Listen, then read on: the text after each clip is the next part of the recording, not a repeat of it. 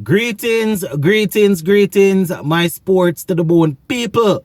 Thank you all for checking this video out. So in this one, have a couple of things I want to share with you all. Andre Russell, he played a match-winning knock yesterday for Kolkata Knight Riders. And, the great Sunil Gavaskar had a few things to say as it relates to how important it was for Russell to get that knock, to get some of the naysayers off his back. So we're going to talk about that, plus, the CPL draft. Quite a few people have been asking about the CPL draft.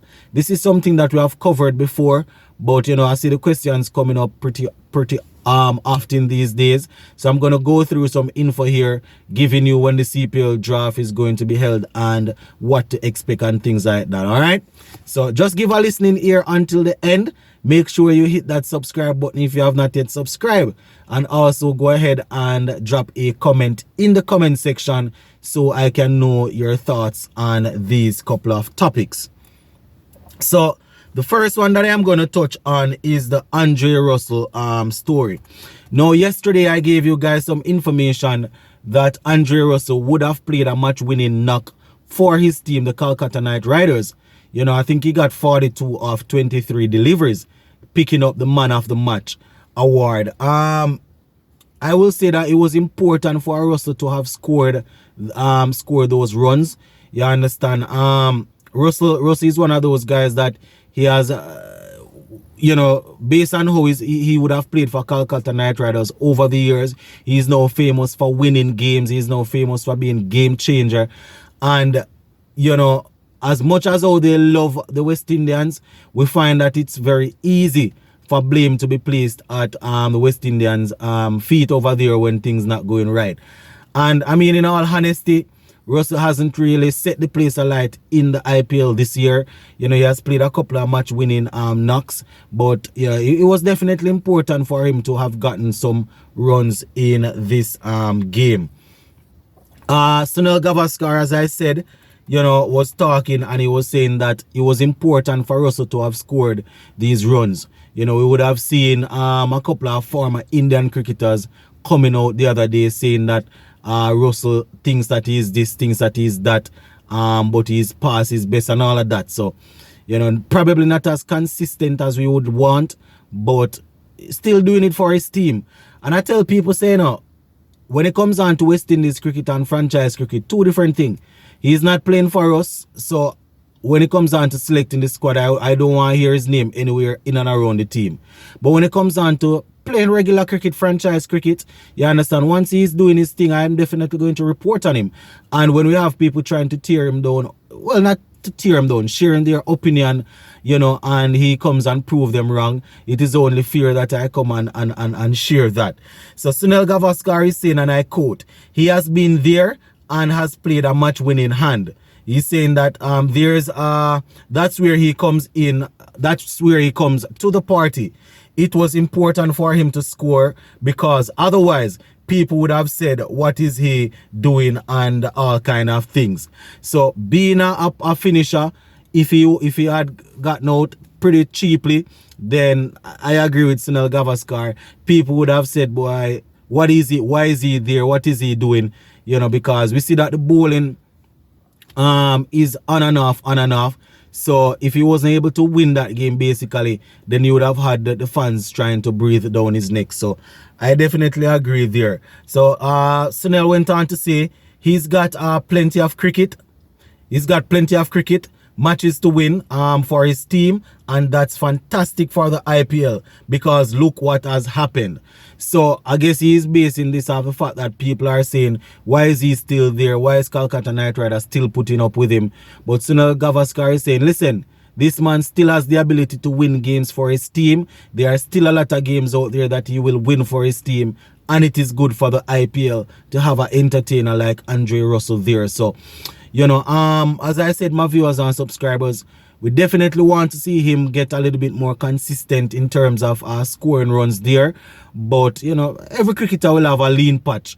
The difference is that when you are not, if we had somebody that was tested and proven like Russell in the IPL that is from India, you wouldn't hear all of this. But I just one of them things. Look when Rohit Sharma and Virat Kohli and those guys going through their lean patches. Not saying that he's a class act in terms of technique and all of that like those guys, you know. But in terms of being important for a team, Russell is just as important as you would see somebody like a Virat Kohli or a Rohit Sharma for their teams. You understand? I mean, those guys would have captained, yes, but in terms of being, over the years, being important to a franchise, Russell is as important, in my opinion, to his franchise as those guys are to theirs. But you don't know the major difference there. So, you know, it was good to see Russell getting some runs under his belt. All right, finally, before we go, the CPL draft 2023. Quite a few people have been asking when are we going to have the draft. They want to know the players that are going to be drafted and all of that. As I said, I think a couple probably in March. I think March or early April, I had shared some information talking about the draft, but we're going to go through it again. So the information here says the 2023 Republic Bank Caribbean Premier League is set to bowl off on August the 16th.